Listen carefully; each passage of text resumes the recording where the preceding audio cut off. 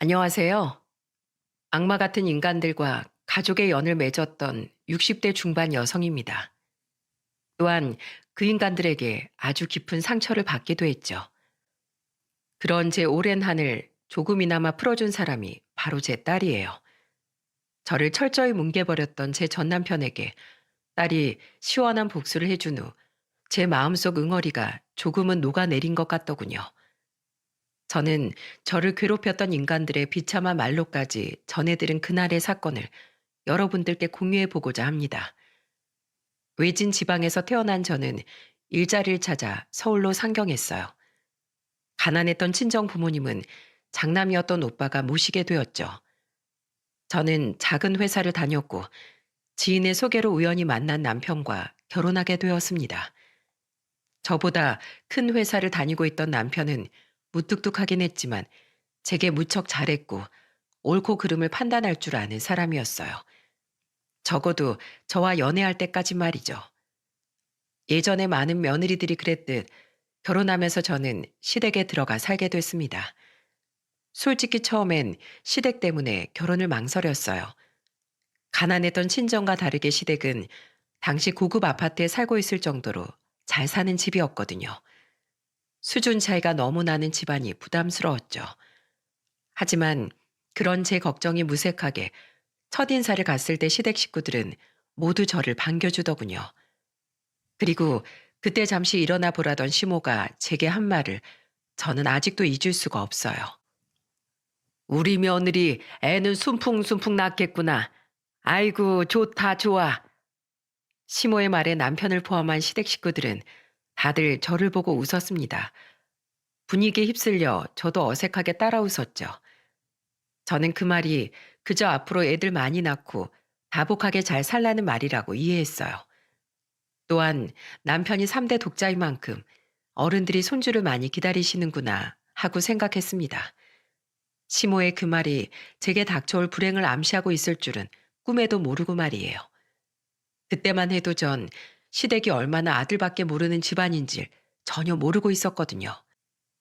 결혼하기 전에 당연히 일은 그만둘 거지? 너희 둘 다 그렇게 이른 나이도 아니니 모쪼록 새아가 넌 집에서 편하게 살림하면서 임신 준비에만 신경 쓰려무나. 그럼. 건강한 아이를 품으려면 잘 먹고 잘 쉬어야 한다. 살림은 네 시어머니한테 살면서 천천히 배워. 시부모님의 요구로 저는 결혼하면서 회사를 그만두었습니다. 그런데 금방이라도 찾아올 것 같던 아이는 1년이 지나도록 소식이 없었죠. 처음엔 마음 편히 가지라던 시부모님도 그쯤 되자 대놓고 제게 눈치를 주더군요. 새아가, 너 이번 달에도 설마 달거리 시작한 거냐? 네, 어머님. 어째 남들은 신혼여행 가자마자 가져온다던 애 1년이 넘게 못 가지는 게야? 수치스럽기도 하고 초조해지기도 했습니다. 다들 노골적으로 아이를 원하는 상황에 임신하지 못하는 제 스스로가 죄인처럼 느껴졌죠. 제가 결혼하고 6개월 뒤 시집을 갔던 시누이는 친정에 놀러와 저를 교묘하게 깎아내리기도 했습니다. 새언니, 아직도 애가 안 들어섰어요? 저는 신혼여행 다녀오자마자 애가 성큼 들어서던데. 너 새언니한테 그게 무슨 소리야? 다들 그만 좀 하세요. 애는 뭐 이 사람 혼자 가져요? 때 되면 어련히 알아서 생기겠죠. 스트레스 받을수록 이 사람 임신하기 더 힘들어져요. 엄마 마음이 편해야 애도 즐거운 마음으로 찾아오죠. 그래도 저를 감싸주던 남편 덕에 저는 그 시기를 버틸 수가 있었습니다. 다행히 저는 눈칫밥 신세를 곧 벗어났어요. 1년하고 2달 만에 드디어 임신에 성공했거든요. 산부인과를 다녀온 제가 임신 4주 차임을 알리자 집안은 축제 분위기로 변했죠. 그날 이후 시부모님은 저를 완전히 공주 대접을 해줬습니다. 임신에 좋은 음식, 보약은 주방에 매일같이 쌓여 있었고 시모는 제가 집안일엔 손도 못 대게 했어요. 아가, 설거지하지 말라니까 왜 싱크대 앞에 서 있어? 얼른 나오거라. 내가 하마. 임산부가 손에 찬물 닿으면 못 써. 아니에요, 어머님. 설거지는 제가 할게요. 제가 너무 죄송해서요. 정 죄송하면 나중에 아이 낳고 몸조리도 푹 한 다음에 하거라. 내가 임신했을 때 찬물을 하도 많이 만졌더니 나중엔 손가락 마디가 시리더라고. 난 내 며느리가 나 같은 고생은 안 했으면 좋겠구나. 어머님, 감사해요. 감사는 무슨.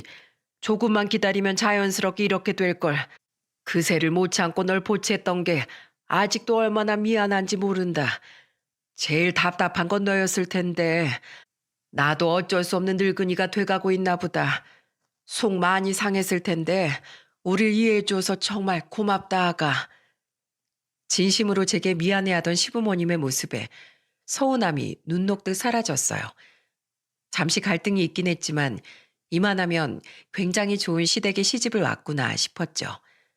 하지만 임신 5개월 뒤 병원에서 아이의 성별을 간접적으로 알려주면서부터 제 인생은 무너지기 시작했습니다. 병원은 잘 다녀왔어? 아가는 건강하다지? 네, 어머님. 저 사실 오늘 병원에서 아이 성별을 간접적으로 알려줬어요. 그래? 정말이야? 뭐라니? 아들이라지? 응? 아이고 애타라. 아가, 얼른 좀 말해봐라. 그게 아이 옷을 분홍색으로 준비하면 될 것 같다고 그러더라고요. 분홍색? 하늘색이 아니고? 그럼 딸이란 소리야? 네, 아버님. 큰애는 딸일 것 같아요. 에휴, 고작 기집애 하나 들어선 거 가지고 우리가 그 난리를 쳤단 말이야? 기운 빠지게 원. 두 분이 실망할 거라고 예상하긴 했습니다. 아들이 귀했던 집안이니 대놓고 아들을 원하셨거든요. 하지만 그렇다고 두 분의 반응이 저렇게 180도 변할 거라곤 상상조차 하지 못했죠. 그날 이후 시부모님의 저에 대한 태도는 완전히 달라졌어요. 전과 달리 저는 그 집에서 완전히 찬밥 신세로 전락했습니다. 너 시간이 몇인데 여태 퍼질러 자고 있어? 얼른 일어나서 밥 안 해? 어머님, 지금 아직 5시인데요. 일찍부터 일어나서 주방 청소도 멀끔히 하고 깨끗한 곳에서 음식 준비를 해야지. 음식은 절반이 정성인 거 몰라? 그동안 임신 유세 부리면서 시애미 부려먹으니 좋았지? 여태 내가 집안일 다 해줬으니 앞으로 네가 다 하거라. 야, 어디 감히 시애비 앞에서 꾸벅꾸벅 졸아? 죄송해요, 아버님. 점심 먹고 식곤증이 와서요. 요즘 들어 임신 때문인지 자꾸만 잠이 오네요. 기집애 하나 가진 거 가지고 어디서 임신 타령을 하려고 들어? 얼른 빠릿빠릿하게 움직여. 우리 집안 돈 축낼 생각 하지 말고. 어머니, 아버지, 두 분도 딸 있으시면서 정말 너무들 하세요. 왜 이 사람을 못 잡아먹어서 그렇게 안달이세요? 그래서 네 동생이 얘처럼 딸을 낳았니? 몸무게가 4kg나 되는 장군감을 낳았지. 얼마나 지 시댁에서 떠받들면 걔가 명절에도 친정의 집에 올 생각을 안 하니. 우리가 걔 시댁보다 쟤한테 못해준 건 또 뭐야? 세아가 너, 안 그래도 내가 날 잡고 말하려고 했는데 그냥 내친 김에 오늘 말아마. 너희 둘 그냥 이혼해. 내가 얼마 전에 용하다는 점쟁이한테 점도 보고 역술관과 모시기한테 제 사주도 보고 왔다. 근데 제 팔자인 자식이 하나래. 딸 하나밖에 없단다. 며느리가 돼서 집안 대를 끊어먹으면 그게 며느리니? 집안의 원수지. 돌아가신 우리 시어머니가 이 꼴을 보시면 아들 단속 제대로 안 하고 뭐 했냐고 나한테 회초리를 드실 거다. 집안 대 끊어지는 꼴 보고 싶지 않으면 너도 얼른 쟤랑 갈라서. 어머니, 그만하세요. 요즘 세상에 딸 낳았다고 며느리를 쫓아내는 집이 어딨어요? 저는 저 하나 믿고 이 집에 시집 온 제 아내 꼭 지켜줄 겁니다. 그러니까 이혼 이야기는 꺼내지도 마세요. 너무 서러웠습니다. 그래도 남편은 여전히 제 편이었기에 저는 그나마 그 지옥 같은 집에서 버틸 수 있었어요. 언제까지고 남편이 저와 아이를 든든하게 지켜줄 거라고 생각했죠. 하지만 철석같이 내 편이라고 믿었던 남편조차 끝내 제 뒤통수를 치더라고요. 딸을 출산한 지 고작 1달 만에 말입니다. 뭐? 이혼하자고? 그래. 솔직히 당신도 우리 부모님한테 구박받는 거 힘들잖아. 나도 그래. 평생 나 아끼고 키워주던 부모님한테 당신 때문에 번번이 맞서는 거 너무 지겨워. 당신이 어떻게 나한테 그렇게 말할 수가 있어? 나가서 셋이 살 때까지 조금만 기다리라며, 언제까지고 나랑 우리 딸 지켜준다며. 설마 당신 몇 달 전에 어머님이 만나보라고 한 그 여자 만났어? 그래서 그 여자랑 합치려고 나랑 이혼하려는 거야? 나 당신하고 어머님이 하던 말 우연히 들었을 때 너무 말도 안 되는 말이라고 생각해서 의심조차 안 했어. 당신을 믿었으니까. 근데 몇 달 만에 사람이 이렇게 변했다는 건 그거 말고 설명이 안 되잖아. 그걸 들었어? 그래. 그럼 그냥 솔직하게 말할게. 맞아. 그땐 어머니 등살에 떠밀려서 한운 수 없이 만나보긴 했는데 막상 만나보니까 당신보다 나이도 어리고 예쁘고 애교도 많은 게 너무 마음에 들더라. 게다가 어머니가 점쟁이한테 미리 점을 봐보니까 그 여잔 틀림없이 아들 낳을 거라고 했대. 나로선 집안에 분란만 일으키는 당신보다 그 여자가 훨씬 좋지. 우리 어차피 갈 때까지 갔으니까 이만 정리하자. 유영인 당신이 낳았으니까 당신이 책임지고 키워. 양육비 내가 보내줄 테니까. 내가 데리고 가봤자 우리 집에선 어차피 딸이라고 찬밥 취급할 텐데 유영이한테도 그 편이 훨씬 낫잖아. 이쯤 하면 내 말 잘 알아들었지? 이 비겁한 놈아. 그걸 지금 이유라고 되는 거야? 뻔히 아내가 있는 놈이 지 엄마 말만 듣고 다른 여자랑 바람을 피워? 요즘 세상에 이게 말이 되는 얘기라고 생각해? 난 철석같이 당신만 믿고 몸조리도 제대로 못하고 네 엄마가 시켜대는 집안일도 군소리 않고 했어. 허리가 끊어질 것 같은데도 우는 유영일 끌어안고 같이 울면서 독하게 참았다고. 근데 그 결과가 이거야? 태어난 지 고작 한 달 된 네 애랑 같이 날 버리겠다고? 당신이 사람이야? 이게 무슨 소리야? 못 나가긴 어딜 못 나가? 하도 방이 시끄러워서 거실에서 들어봤더니 아가 너 말 웃기게 한다. 어머니, 다 들으셨어요? 이것 봐. 결국 어머니 또 화나신 거. 당신 항상 이렇게 우리 집안에 분란만 일으켜. 서로를 위해서 우린 갈라서는 게 훨씬 나아. 아무렴, 제 말이 맞지. 예, 너 우리가 사람 써서 쫓아내기 전에 네 발로 나가라. 우리가 너랑 네 딸 바람 피할 집 하나 정도는 적선하는 셈 치고 떼어줄 테니까 더 이상 내 아들 앞길 망치지 말고 나가. 네가 이 집에 와서 우리한테 대접받은 거 말고 한 게 뭐가 있니? 며느리로서 대를 잇길 했어. 하다못해 우리 아들 마음이라도 휘어잡길 했어. 그런 주제에 뻔뻔하게 언제까지 이 집 물세만 축내고 있을 거냐고. 넌 우리 집안의 악몽 같은 존재야. 결국 저는 강제로 그 집에서 쫓겨나고 말았습니다. 제 발로 나가지 않으면 제가 잠든 사이 제 딸을 먼 고아원에 버려버리겠다는 겁박까지 들으니 더 이상 버틸 수가 없었죠. 갓 태어난 핏덩이를 데리고 경제력도 없는 제가 어떻게 먹고 살아야 하는지 앞이 깜깜해 최대한 버텨봤지만 소용이 없었던 겁니다. 저는 시댁에서 선심 쓰듯 준 돈으로 작은 집을 하나 얻었어요. 차디찬 그 집에서 딸을 안고 얼마나 많이 울었는지 모릅니다. 너무 억울하고 원통했어요. 세상에 어떤 인간들이 이제 막 자식을 낳은 며느리를 동네 똥개 내쫓듯 쫓아낸답니까? 세상에 어떤 불안당이 자기 새끼를 낳고 몸도 못 푼 아내를 버리고 바람을 피우냐고요. 당시 친정아빠께선 돌아가셨고 그 여파로 마음의 병을 얻은 친정엄마에겐 차마 제 이혼 사실을 말씀드리지도 못했습니다. 나중 일이지만 결국 자리에서 일어나지 못한 엄마는 1년 뒤 아빠의 뒤를 따라 돌아가실 때까지 제 이혼 사실을 모르셨어요. 제 사정을 알고 있던 오빠도 가뜩이나 어려운 형편에 쌍둥이 조카가 많이 아파 저를 도와줄 수도 없었죠. 게다가 남편이 약속한 양육비를 주지 않아 전화해보니 그놈은 이미 저와 이혼한 지 3개월 만에 재혼해 분가를 했다더라고요. 그 여자가 임신까지 했으니 2번 다시 전화하지 말라는 시모의 말에 억장이 무너졌어요. 그럼에도 불구하고 저는 어떻게든 딸을 키워야 했습니다. 아직 애를 떼어놓을 수가 없으니 제대로 된 일을 구할 수가 없더군요. 그래도 뭐라도 해서 돈을 벌어야 했기에 저는 딸을 얻고 전단지 알바를 뛰고 갖가지 부업을 얻어왔어요. 아이와 둘이 사는 여자를 우습게 보던 사람들은 간혹 제 돈을 떼어먹기도 했죠. 그렇게 번 돈은 턱없이 적었고 제대로 먹지도 자지도 못한 저는 매일 아침 눈을 뜨는 일조차 고통스러웠습니다. 제발 울지 마, 유영아. 엄마도 못 먹어서 지금 젖도 안 나와. 분유 살 돈이 없어서 너 먹일 분유도 없고 기저귀는 하도 빨아써서 더 갈아줄 기저귀도 없어. 저를 사람 취급도 안 한 악마 같은 그놈들은 행복해 보이는데 죄 없는 저만 이렇게 불행한 것 같아 서러웠습니다. 그 와중에 또 배고프다고 우는 딸을 보니 정말 죽고만 싶었죠. 차라리 이렇게 불행할 바에야 딸과 함께 세상을 하직해 버릴까 싶기도 했어요. 그런데 그때 자지러지게 울던 딸이 조망만한 손으로 제 손가락 하나를 잡더라고요. 엄마 힘내라고 배고픈 와중에도 위로해 주는 거야, 우리 딸.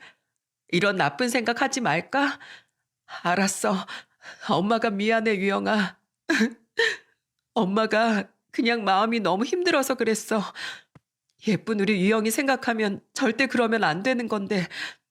엄마 힘낼게. 힘내서 우리 유영이 꼭 지켜줄게. 천사 같은 딸을 보며 저는 악착같이 버텼습니다. 하지만 여전히 생활고에 시달렸고 결국 전 딸의 돌상은커녕 첫 돌의 분유조차 제대로 먹여주지 못했어요. 이러다간 정말로 굶어 죽겠다 싶더라고요. 그때 결심했습니다. 시댁에 쳐들어가서라도 양육비를 받아와야겠다고 말이죠. 그건 당연히 제가 받아야 할 엄연한 우리 딸 몫이었으니까요. 저는 딸을 안고 시댁으로 향했습니다. 시댁에선 제 목소리를 듣자마자 전화를 끊어버리기 일쑤였고 전 남편은 어디 사는지조차 몰랐으니까요. 그리고 그날 전 시댁 인간들에게 씻을 수 없는 굴욕을 당하고 말았죠. 웬일로 시댁에 와 있었는지 초인종 소리에 문을 연 시누이는 저를 보고 기겁을 하더군요. 뭐야 이 여자? 여기가 어디라고 찾아와? 엄마 여기 좀 나와보세요. 뭐야 너 그때 전화로 내 말 못 알아들었니? 그렇게 전화를 해대더니 결국 여기까지 찾아와? 아들도 못 낳는 년이 엄치까지 없네. 나 원 기가 막혀서. 어머님 제발 저 돈 좀 주세요. 지금 우리 딸 분유값도 없어서 이 어린애 밥대도 제대로 못 챙겨주고 있어요. 애 아빠 회사까지 찾아가도 회사가 옮겼다고 하고 연락할 방법이 없어서 이렇게 찾아왔어요. 이러다 진짜 애 굶어 죽일 것 같아서요. 그러니까 어머님 주기로 한 우리 딸 양육비 제발 좀 주세요. 네? 그때도 말했듯이 난 그 돈 절대 못 준다. 아들 못 낳아서 남의 집을 다 뒤집어 놨으면 조용히 사라지기라도 할 것이지. 넌 끝까지 진상이로구나. 어머님, 우리 딸도 어머님 아들 핏줄인데 어떻게 이렇게 박대하실 수가 있어요. 어머님 아버님이 주신 그 돈도 정말 몇 푼 안 돼서 저 우리 딸이랑 몸만 누일 수 있는 곳으로 겨우 집 구한 거예요. 그렇게 사람을 짐짝 버리듯 버렸으면 적어도 당연히 줘야 할 양육비는 주셔야죠. 아 그러게 네가 딸 말고 아들 낳았으면 됐잖아. 너 때문에 우리 며느린 결혼식도 못 올려줘서 미안해 죽겠는데 그런 너한테 양육비까지 주는 걸 알면 우리 며느리 마음이 얼마나 아프겠니. 우리 며느리 뱃속에 있는 애는 아들이라더라. 그런 귀한 애가 하찮은 너 따위 것 때문에 상처받아서야 쓰겠니? 그리고 양육비가 왜 당연해? 너 우리한테 돈 맡겨놨어? 네가 좋아서 싸지른 애면 네가 알아서 키우려무나. 정 먹고 살기 힘들면 고아원이라도 가져다 버리던가.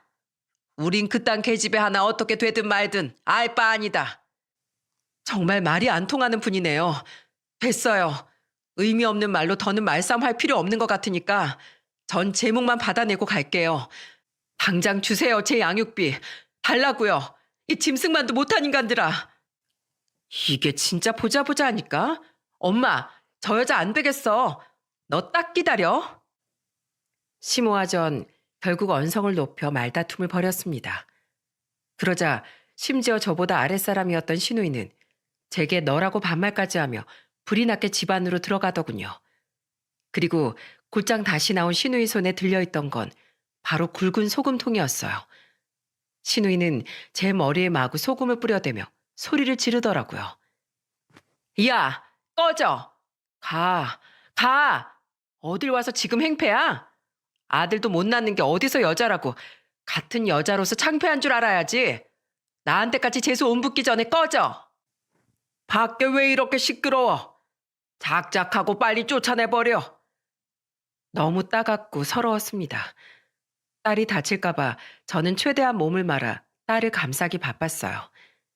집안에선 아예 나와보지도 않던 시부는 신경질적으로 소리쳤죠.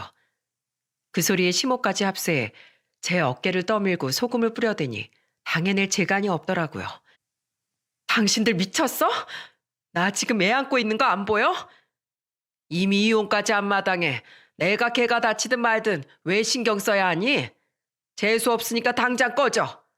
그리고 너 한 번만 더 찾아왔단 봐. 그때 내가 어떻게든 너뿐만 아니라 네 딸까지 절대 가만두지 않을 테니까. 더 발악하고 싶었지만 딸이 다칠까봐 저는 그곳에서 도망쳐 나올 수밖에 없었습니다. 집으로 돌아오는 내내 머리에선 계속해서 소금이 후두둑 떨어졌고 옷 속으로 들어간 소금이 까끌거렸죠. 사람들은 저를 보며 수군댔지만 저는 아랑곳하지 않고 딸을 따라 엉엉 울었습니다. 제발 언젠간 그 연놈들이 천벌을 받기를 빌고 또 빌었어요. 이후 저는 결국 양육비를 받지 못했습니다. 이곳저곳 알아보긴 했지만 당시만 해도 지금과 달리 양육비를 강제로 받을 수 있는 제도적 장치가 많이 없었거든요.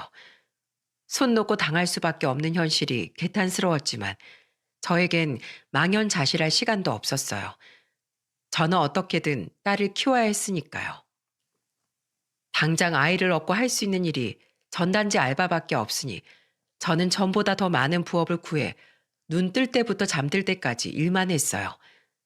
딸이 3살 땐 기적처럼 새빵이 딸린 식당 일을 구해 새빵살이를 시작했죠. 비록 전에 살던 집을 빼야 하긴 했지만 식당 사장님의 배려로 일할 때 틈틈이 방에 있는 아이를 들여다볼 수 있어 저에겐 그만한 직장이 또 없었어요. 정말 전쟁 같은 세월이었습니다. 그래도 엄마밖에 모르며 착하게 커준 딸 덕에 저는 그 세월을 버텨낼 수 있었어요.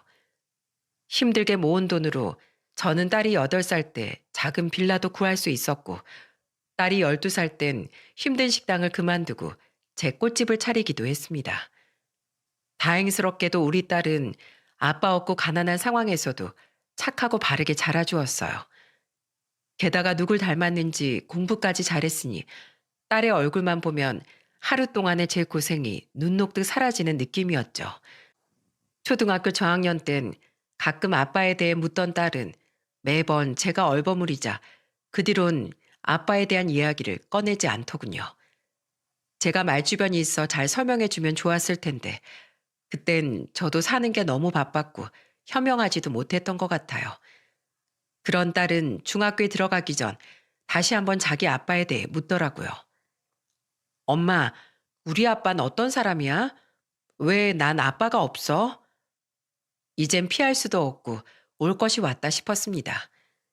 여기서 얼버무리거나 전 남편에 대해 포장해서 거짓말을 한다면 딸은 언젠간 아빠에 대해 다시 물어볼 테고 그렇다고 딸에게 딸이라는 이유로 아빠가 너를 버렸다는 말을 하기도 쉽지 않았죠. 딸이 상처를 받을 테니까요. 고민 끝에 전 딸에게 단호하게 말했습니다. 네 아빠는 너랑 나를 저버린 사람이야. 엄마랑 나를? 왜? 그냥 그렇게만 알고 더는 묻지 말아줬으면 좋겠구나. 하지만 유영아, 네 아빠가 그랬다고 해도 유영이랑 엄마는 지금 행복하지 않니? 그렇지? 어, 난 엄마랑 둘이 살아도 너무 행복해. 그래, 그러니까 우린 네 아빠 없이도 앞으로도 충분히 행복하게 잘 살 수 있어. 유영아, 여자란 약한 존재인 것 같지만 마음만 먹는다면 여자도 남자 못지않게 충분히 강하고 똑똑하게 살아갈 수 있단다. 여자 남자를 차별하는 거 아주 예스러운 생각이야. 그러니까 우리 유영이 아빠 하나 없다고 어디 가서 기죽지 말고 아주 멋진 여자로 성장해야 한다. 알았지? 이 엄마가 옆에서 항상 든든하게 우리 유영이 지켜줄게. 어, 나도 엄마가 항상 힘낼 수 있게 옆에서 응원하고 지켜줄게. 자신도 속상할 텐데 말을 어쩜 이렇게 예쁘게 하던지요. 항상 엄마부터 챙기던 착한 딸 덕에 저는 매일같이 살아갈 힘을 얻을 수 있었죠. 저는 딸을 열심히 뒷바라지했고 딸은 대견하게도 서울의 명문대에 진학했습니다. 그 뒤 딸은 순조롭게 대기업에 입사했고 사내 커플로 만난 사이와 나이 31에 결혼도 하게 되었죠. 상견례 때 만나뵌 사돈 어른들도 사돈 총각도 모두 참 좋은 사람이라 저는 딸이 저와 달리 참 좋은 집안으로 시집을 갔다고 생각했죠. 그리고 결혼식 일주일 전 딸은 제게 이렇게 말하더군요. 엄마, 딸이 결혼한다니까 마음 싱숭생숭하지? 그렇지. 우리 딸이 언제 이렇게 컸나 싶고 우리 딸은 꼭 행복하게 살아야 할 텐데 하는 괜한 노파심이 들기도 하고 아유, 엄마도 늙었나 보다. 근데 너 정말 시댁에서 미움받지 않겠어? 엄마 정말 혼자 살아도 괜찮다니까. 애초에 난 엄마랑 같이 안 살면 결혼 안 한다고 못 박았는데 그 사람은 오히려 엄마를 잘 챙기는 내 모습에 더 반했다던데? 시댁에선 오히려 나한테 기특하다고 해주셨어. 엄마 딸, 엄마가 무지 야무지게 키웠으니까 걱정하들 마세요. 그건 그렇고 엄마, 나 어릴 때 이후로 한 번도 아빠 이야기 더 안 물었잖아. 이젠 얘기해 주면 안 될까? 이젠 나도 엄마한테 보살핌만 받는 게 아니라 나도 엄마 아픔 제대로 알고 위로해 주면서 살아가고 싶어. 생각지도 못한 딸의 속 깊은 발언에 눈시울이 붉어졌습니다. 저는 딸의 나이도 나이니 이젠 숨길 일도 아니다 싶어 딸에게 그동안 숨겨왔던 이야기를 모두 해주었어요. 딸은 이야기를 들으며 함께 화를 내고 울기도 했죠. 그리고 이야기를 끝까지 들은 딸은 코를 훌쩍이며 저를 안아주더군요. 우리 엄마 혼자서 정말 고생 많았구나. 그래도 나 끝까지 이렇게 잘 키워줘서 정말 고마워, 엄마. 앞으로 내가 더 잘할게. 사랑해. 키워줘서 고맙긴. 엄만 그때 너 아니었으면 아마 나쁜 선택을 했을지도 몰라. 네가 날 살린 거야. 이렇게 잘 자라줘서 정말 고마워, 우리 딸. 엄마가 더 사랑해. 결혼 이후 저는 딸의 신혼집에서 함께 살게 되었습니다. 사위는 아주 다정한 청년으로 사돈 댁에서도 딸 같은 아들이었다고 하더군요. 그런 사위 덕분에 우린 어색함을 빨리 허물고 장모 사이가 아니라 엄마 아들 같은 가까운 사이가 되어가고 있었죠. 그렇게 행복한 나날을 보내던 와중 우리 집에 엄청난 불청객이 찾아왔어요. 딸이 결혼한 지 1년 뒤의 일이었습니다. 아직 딸과 사이 중 아무도 퇴근하지 않은 저녁 시간에 누군가 저희 집 초인종을 누르더군요. 웬 나이 든 남자였는데 고개까지 푹 숙이고 있어 인터폰 화면으로는 누군지 알아보지 못하겠더라고요. 누구세요? 집에 계신 분 성함이 김명희 씨 맞지요? 이 집 따님 이름은 이유영이고요. 따님 일로 정말 중요한 말씀을 드리고 싶어서 이렇게 찾아왔습니다. 잠시만 문 좀 열어주세요. 어딘가 수상한 그 남자는 저와 제 딸의 이름을 정확히 대더군요. 찝찝해서 이야기나 들어보자 싶어 저는 안전장치를 걸고 빼꼼 문을 열었어요. 아시죠? 문을 살짝만 열 수 있게 샤시와 문을 이어주는 쇠로 된 걸쇠 말입니다. 그리고 그건 정말 현명한 선택이었죠. 여보, 잘 지냈어? 여보? 당신이 여길 어떻게 왔어? 그 사람은 바로 30년 전 제가 딸의 분유값을 애원할 때도 끝까지 제 전화를 받지 않았던 전 남편이었습니다. 얼굴을 가까이서 보니 폭삭 늙긴 했지만 분명 그 자식이었죠. 그런데 그 돈 많던 인간이 무슨 일인지 꼴이 말이 아니더라고요. 머리와 수염은 덥수룩했고 얼굴엔 때가 꼬질거렸으며 몸에선 악취가 났어요. 옷이 거적대기인 건 말할 것도 없었죠. 전 남편은 문틈으로 제게 이렇게 말했습니다. 거짓말해서 미안해. 근데 나라고 말하면 당신이 절대 문을 안 열어줄 것 같았어. 그러니까 이 집 주소는 어떻게 알았냐고. 나 유영이 아빠잖아.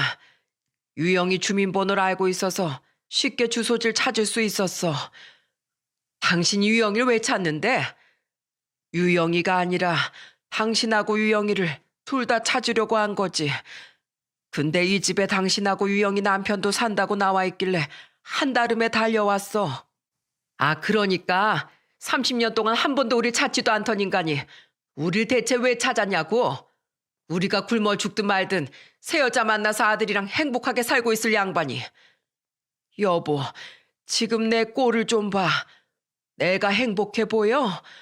여보, 제발 예정을 생각해서 나 한 번만 살려줘. 우선 이 문 좀 열어주면 안 될까? 나 좀 들여보내주면 내가 자세하게 얘기해 줄게. 들어오긴 어딜 들어와? 내 딸 집에 당신이 발들일 공간은 단 한 군데도 없어. 그리고 뭘 살려줘? 내가 이제 와서 당신이 어떻게 살든 말든 왜 신경 써야 하는데? 돌아가 당장. 여보. 그놈이 제 앞에 얼굴을 들이밀고 있다는 사실 자체가 끔찍했습니다. 지난날의 상처가 새록새록 상기되는 것 같았죠. 저는 재빨리 문을 닫으려고 했는데 그놈이 저보다 한 발 더 빨랐어요. 그놈이 열린 문틈새로 얼른 자기 발 하나를 끼워 넣었거든요. 그리고 눈물인지 콧물인지 모를 것을 훌쩍이며 제게 애원하기 시작했어요. 바람 빼? 대체 왜 이러는 건데? 딴 데 가서 알아봐. 여보, 내 말 좀 들어봐. 내가 그때 당신을 버렸으면 안 됐어. 내가 정말 죽을 죄를 지었어. 그걸 이제 알았어? 당신이 우리한테 죽을 죄 진 거? 나랑 우리 유영이랑 잘 알고 있어. 그거 얘기하러 온 거면 알았으니까 그만 좀 가. 여보, 나 당신이 그렇게 화 안 내도 당신하고 우리 딸 버린 벌 충분히 받았어. 그때 나랑 재혼한 여자랑 그 여자가 낳은 내 아들 있지? 그 둘이 우리 집을 전부 말아먹었다고. 그렇게 시작된 전 남편의 말은 꽤나 충격적이었습니다. 뿌린 대로 거둔다더니 저와 딸을 냉정하게 버린 그놈의 집안 인간들은 정말로 그 긴 시간 동안 천벌을 받았더라고요. 당신 우리 부모님 알지? 아들이라면 하늘의 별도 따다줄 분들이라는 건 말이야. 아들을 낳은 며느린 완전 공주 대접해주고 막상 나도 아들 낳아보니까 내 대를 이어줄 아들이 너무 예뻐 보이더라고. 그래서 나랑 우리 부모님은 애 엄마를 완전 공주처럼 모시고 살고 아들은 오냐오냐 키웠어. 그 둘이 해달라는 건 안 해준 게 없을 정도로 말이야. 아내가 친정을 걱정하길래 장인어른 사업으로 생긴 거액의 빚도 갚아줬고 눈이 높아져서 나중에 명품 위엔 쳐다도 안 보던 아내 사치 비용도 다 내줬어.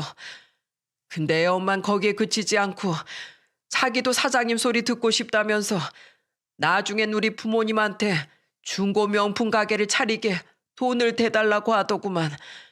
우리 부모님은 또 며느리가 사업가 기질이 있다면서 좋다고 가게를 차려주셨지. 근데 알고 보니까 그 여자가 손님들한테 짝퉁을 대신 팔면서 사기를 치고 다닌 거야. 몇 년 동안 헤쳐먹은 돈이 10억이 넘었는데 피해자들이 자기들끼리 합심해서 애 엄마를 고소한 거지. 그때 애 엄마가 자기도 피해자라고 자기도 물건 떼다 파는 데서 속은 거라고 우리한테 싹싹 빌더라고. 자긴 열심히 살아보려고 한 건데 일이 이렇게 된 거라면서 제발 피해자들한테 돈을 갚아달라고 애원하는 거야. 안 그러면 자기 정말 감옥 간다고. 그 귀한 손주를 범죄자 아들 만들 순 없지 않느냐는 애 엄마 말에 부모님은 마음이 약해져서 그 돈을 다 갚아주셨어. 근데 그 썩을 여편네가 자긴 피해자라더니 부모님이 돈을 갚아주자마자 가출을 했어. 그것도 우리 아버지랑 내 체크카드 하나씩 훔쳐서 그 안에 있던 돈 싹 다 인출해서. 놀라서 뒷조사를 해봤더니 글쎄 그 가게에 짝퉁을 대던 젊은 놈이랑 눈이 맞았던 거야. 둘이 작정하고 사기치다가 걸리니까 우리 부모님 돈으로 사기친 금액 다 갖고 내 돈까지 들고 날른 거지. 어디로 도망간 건지 경찰에 신고냈는데 그 뒤로 그 여자를 찾을 수가 없었어. 그때 우리 아들 나이가 고작 20살이었는데 말이야. 아이고, 네 엄마가 너한테 아내가 아니라 아주 도둑을 소개시켜줬구만. 아주 꼴 좋다. 그렇게 된통 당했으면 남은 네 부모랑 아들이랑 똘똘 뭉쳐 살지. 왜 나한테 와서 이래? 그게 끝이 아니니까 그렇지. 내가 내 아들도 집안 같이 말아먹었다고 했잖아. 재산을 절반 넘게 잃은 아버진 그 충격으로 자리에 들어 누우셨다가 결국 큰 병을 얻고 1년 뒤에 돌아가셨어. 그 여자가 결국 우리 아버지를 죽인 거야. 근데 이번엔 아들이란 놈이 공부 안 해서 대학도 안 가고 집에 남은 돈만 펑펑 쓰고 다니다가 음주운전을 해서 사람을 친 거야. 그 일로 사람 하나가 식물인간이 됐는데 아들 감옥 안 보내려고 거액의 합의금을 물어줘야 했어. 근데 그놈이 그 뒤로도 정신 못 차리고 계속 사고를 치고 다녀서 그놈한테 들어간 합의금만 해도 서울의 아파트 한 채는 될 거야. 그러다 자기 정말 정신 차리겠다고 자기가 부동산 공부를 해서 부동산으로 돈을 벌어보겠다고 무릎 꿇고 나랑 어머니한테 도와달라더라. 자기가 다시 집안을 일으키겠다고. 난 회사에서 공고사직으로 잘린 지 오래였지만 그래도 아직 집에 남아있는 재산이 많으니까 솔직히 별로 걱정하지 않았어. 게다가 아들이 처음으로 뭔가를 하고 싶다는데 안 도와줄 이유가 뭐가 있겠어. 그래서 아들을 물심양면으로 도와줬지. 근데 알고 보니까 사기꾼들이 땅 주인들이랑 부동산 업자들이랑 짜고서 우리 아들한테 사기를 쳤던 거야. 사둔 땅들은 조금 알아보니 다시 팔리지도 않고 아무 가치도 없는 무용지물 땅이었던 거지. 결국 투자한 돈의 10분의 1도 안 되는 똥값으로 아들은 그 땅들을 되팔아야 했어. 그 사이에 90이 다 된 어머니는 치매가 심해져서 제일 저렴한 요양원에 모셨어. 그러다 재작년에 우리 아들이 결혼을 했는데 아들이 서울에 아파트를 해달라고 하더라. 이미 집에 남은 돈도 별로 없어서 난 안 될 것 같다고 했는데 아들이 지금 살던 집 팔고 자기랑 합쳐서 같이 살자고 하더라고. 자기가 날 모시겠다고. 이제 나도 나이가 있으니 앞으로 손주 재롱만 보고 살라고 하는데 제대로 된 직장도 구한 것 같고 드디어 얘가 정신을 차렸나 싶어서 눈물이 나더구만. 근데 그건 다 내 착각이었어. 집 팔고 가진 돈 탈탈 털어서 내 아들한테 아파트 장만해줬거든. 근데 그 집에서 내가 살 수 있었던 건 잠깐뿐이었어. 아들이 뒤늦게 비트코인에 뛰어들겠다고 며느리도 모르게 그 집을 담보로 거액을 대출받았다가 전부 날려버렸거든. 뿐만 아니라 그걸 만회해보겠다고 다른 대출을 계속 받다가 결국 사채비까지 진 뒤에 며느리한테 걸려서 아주 난리가 났어. 아들은 나한테 제발 돈을 갚아달라고 했는데 내가 그만한 돈이 어디 있겠어. 결국 아들은 집을 팔고도 돈이 모자라서 자기 처가에 손을 벌렸고 그 뒤론 찍소리도 못하고 처가살이를 하게 됐어. 그럼 난 어디서 사냐고 내 수중엔 1,000만 원이 다라고 소리치니까 그놈이 왜 부모 주지에 능력도 없으면서 자기 탓을 하냐더라. 자기가 처가에 찍소리도 못하게 된 건 다 내 탓이라면서 다 죽어가는 자기 할머니 요양원비라도 내주는 걸 고맙게 생각하라네. 우리 집이 망한 게 다 누구 탓인데. 결국 난 전 재산 다 잃고 겨우 원룸 월세로 들어갔어.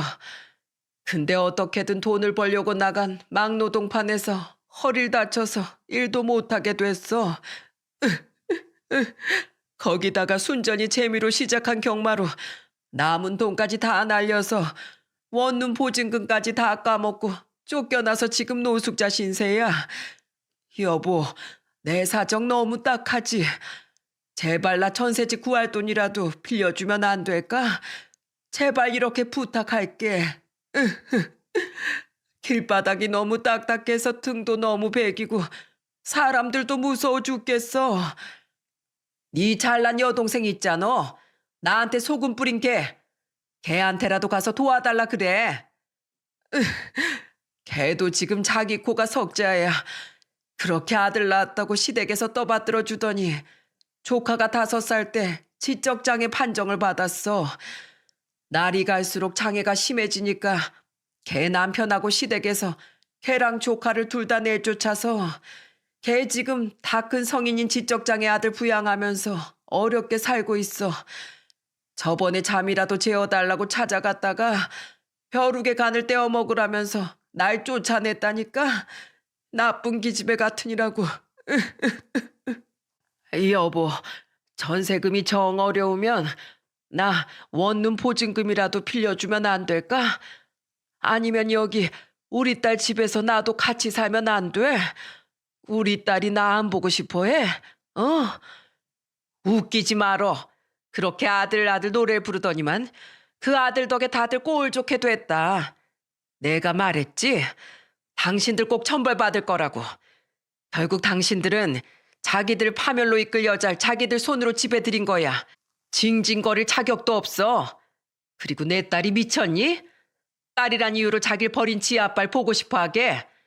좋은 말 할 때 꺼져. 우리 딸이 보기 전에. 한심하기가 짝이 없더군요. 어쩜 그렇게 하나라도 제대로 된 인간이 그 집구석엔 하나도 없었던 걸까요? 게다가 그 꼴을 하고 이제 와서 무슨 염치로 저와 딸을 찾아온단 말입니까?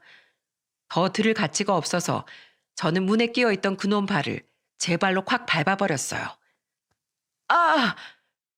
그리고 비명을 지르는 그놈 목소리 뒤에 들려오던 목소리를 듣고 깜짝 놀라 저는 안전장치를 풀고 문을 활짝 열었습니다. 지랄 쌈 싸먹는 소리 하고 있네. 누군가 싶어서 뒤에서 잠자코 듣고 있었더니 아저씨, 댁이 내 아빠라고요? 그 사람은 바로 퇴근한 제 딸이었습니다. 당시 우리가 살던 아파트는 2층이어서 딸과 사이는 엘리베이터를 잘 타고 다니지 않았어요. 딸이 계단으로 올라와서 저와 전 남편은 딸이 도착한 줄 미처 몰랐던 거죠. 딸은 이미 그놈의 이야기를 다 들은 모양이더군요. 그리고 그때부터 딸은 아련한 척 딸을 부르던 그놈을 말로 잘근잘근 밟아주었죠. 엄마, 이 사람이 엄마랑 나를 버린 개만도 못한 그 인간이지? 유영아, 저딴 인간이랑 말 섞을 필요도 없다. 당신 빨리 가, 꺼지라고. 네가 유영이니? 아빠다 유영아. 유영아, 난 한 번도 널 잊어본 적이 없단다. 항상 내 마음속엔 널 잊지 않고 있었어. 그래서요? 어쩌라고요? 뒤에서 들어보니까 그저 아들 하면서 다 퍼주다가 재혼한 그 여자랑 아들한테 뒤통수 세게 맞고서야 엄마랑 제가 생각난 모양인데 거짓말도 정성이 있어야 속아주는 척이라도 하지. 이봐요. 나한텐 아빠 없어요. 나한테 아빠는 우리 시아버지 한 분뿐이라고요. 당신이 내 양육비를 한 푼 내줬어요? 뭘 했어요? 내가 그래도 살면서 당신 나짝 한 번은 보고 싶었는데 오늘 소원 풀었네요. 엄마랑 나랑 버린 주제에 얼굴에 기름기 반질반질했으면 그 얼굴에 확 불이라도 질러주려고 했는데 뭐 보아하니 그럴 필요는 없겠네요. 상태가 푸석푸석한 고구마 같은 게 제가 안 그래도 이미 인생 망한 것 같아서요. 유영아, 그래도 내가 네 아빠인데 어떻게 나한테 그런 말을 하니? 그러지 말고 우리 들어가서 회포부터 풀자. 회포는 확 회 떠버리라. 아저씨, 저 오늘 회사에서도 스트레스 엄청 받아서 성질 나오려고 하거든요. 우리 엄마 눈에 피눈물 나게 한 인간, 저는 아버지로도, 아니 어른 자체로도 생각 안 해요. 그런 제가 아저씨 한 번만 더 보면 무슨 짓 할지 모르겠으니까 앞으로는 2번 다시 찾아오지 마세요. 알았어요? 유영아, 이 아빠 한 번만 살려다오. 길바닥이 너무 춥다. 이러다가 나 객사라도 하면 어떡하니? 아빠? 여보, 장모님, 혹시 이분이... 그리고 그때 딸의 뒤를 이어 계단으로 퇴근한 사위까지 등장하더군요. 우리의 이야기를 알고 있던 사위는 잠시 상황을 살피더니 대충 눈치를 챈 듯 우리에게 다가오더라고요. 그러자 제 딸은 이렇게 말하곤 집으로 뛰어들어갔죠. 나랑 우리 엄마 버린 상종 못할 인간 끝까지 이렇게 구질구질하게 군다 이거죠? 알았어요. 기다려요. 그리고 딸의 손에 들려 나온 것을 본 순간 저는 눈이 휘둥그레졌습니다. 그건 바로 30년 전 시모와 시누이가 제게 그렇게 뿌려댔던 굵은 소금이었거든요. 딸은 소금 단지를 안고 나와 전 남편에게 마구 뿌려대기 시작했죠. 이거나 먹어라. 감히 우리 엄마랑 한 살이던 나한테 이딴 걸 뿌려댔겠다. 아, 따가워. 내가 안 그랬어. 당신이나 그 가족이란 인간들이나 똑같지 뭐. 어디 그때 우리 엄마한테 준 수모 그대로 되돌려 받아봐. 재수없게 여기가 어디라고 찾아와. 꺼져. 꺼지라고. 그래, 꺼져. 우리 딸 눈앞에 두 번 다신 찾아오지 마. 나랑 우리 딸을 배신한 벌을 당신이 벌써 다 받았다고? 아니, 당신도 당신 엄마도 죽을 때까지 악몽 속에 살게 될 거야. 두고 봐. 내 딸을 굶어 죽을지도 모르는 사지로 밀어넣은 죄는 죽어서도 용서받지 못할 테니까. 저는 딸과 함께 그놈에게 소금을 마구 뿌려댔습니다. 그리고 그 옆에 있던 사이는 작은 목소리로 에잇, 에잇하며 함께 소금을 던지더군요. 그 와중에 소심한 사위의 복수가 너무 우스워 저는 몰래 웃음을 꾹 참고 말았죠. 결국 전 남편은 아까거리며 도망을 쳤습니다. 한 차례 소동이 끝나자 그제야 긴장이 풀린 저는 현관에 주저앉았어요. 사위와 딸은 그런 저에게 달려와 저를 일으켜 주더군요. 그리고 딸은 맥이 빠진 저를 따뜻하게 안아주었죠. 미안하다 우리 딸. 내가 진즉에 쫓아버렸어야 했는데 그러질 못해서 너희에게 안 좋은 모습만 보였구나. 미안하네 김서방. 아니야 엄마. 혼자서 많이 무서웠겠다. 우리가 늦게 와서 오히려 미안해. 그리고 엄마, 저딴 인간 때문에 앞으로 무서워하지도 마음 아파하지도 마. 앞으로 엄마는 내가 꼭 지켜줄 테니까. 알았지? 맞아요 장모님. 이 사위도 항상 장모님 옆을 든든하게 지켜드리겠습니다. 저만 믿으세요. 제 알통 보이시죠? 어떻게든 분위기를 풀어보려는 사위 덕에 저는 그만 피식하고 웃고 말았습니다. 그 뒤 우린 현관 앞에 뿌려진 소금을 다 쓸어내느라 고생을 꽤나 해야 했죠. 그렇게 딸은 저를 대신해 아주 대차게 그놈에게 복수를 해주었어요. 그럼에도 불구하고 그놈은 몇 번이나 우리 집을 더 찾아왔습니다. 결국 우린 그놈을 경찰에 신고했고 3번이나 경찰에게 끌려간 뒤에야 그놈은 더 이상 우릴 찾아오지 않더군요. 하지만 그래도 불안하다며 사위는 후추 스프레이를 저와 딸의 손에 하나씩 쥐어주더라고요. 참 든든한 사위죠. 다행히 그 일이 있고 1년이 지난 지금까지 그놈은 더 이상 우리를 찾아오지 않고 있습니다. 뭐든 끈질기게 해본 적이 없는 놈이니 제 풀에 지쳐 나가 떨어진 거겠죠. 한편 신혼을 즐긴 딸과 사위는 6개월 전 임신에 성공했어요. 자네는 딸이 좋은가 아들이 좋은가? 다 좋죠. 세상에서 제일 사랑하는 우리 집사람과 제 아이인데요. 아들이 생기면 장모님과 집사람의 든든한 두 번째 보디가드로 키울 거고 딸이면 세상에서 가장 귀한 공주님처럼 키워줄 거예요. 근데 저희 부모님은 사실 딸을 더 원하세요. 외아들 키우면서 딸 키우는 부모들이 그렇게 부러우셨다면서요. 제 과거 때문인지 사위의 저 말이 참 고맙더라고요. 그렇게 지금 우린 몇 달 뒤 세상에 나올 아기를 두근거리는 마음으로 기다리며 행복한 삶을 살고 있답니다. 우리를 비참하게 버린 그놈과 그놈의 가족들이 처참한 최후를 맞이한 것과는 정반대로 말이죠. 여러분, 혹시 저처럼 악마 같은 인간들에게 수모를 겪으신 적이 있나요? 그리고 당시에 저처럼 분한과 억울함으로 매일 밤 고통받고 계시지 않나요? 저는 저와 같은 분통 터지는 일을 겪은 분들께 이 말씀을 드리고 싶어 이 사연을 보내게 되었습니다. 비록 지금 당장은 우리에게 고통을 준 인간들이 행복해 보일지 몰라도 시간과 세월은 분명 우리의 억울함을 그들에게 되갚아 줄 거라고요. 악인은 자신이 한 일을 부메랑으로 맞게 되어 악인다운 최후를 맞이하게 되는 거, 그것이 세상의 이치이니까요.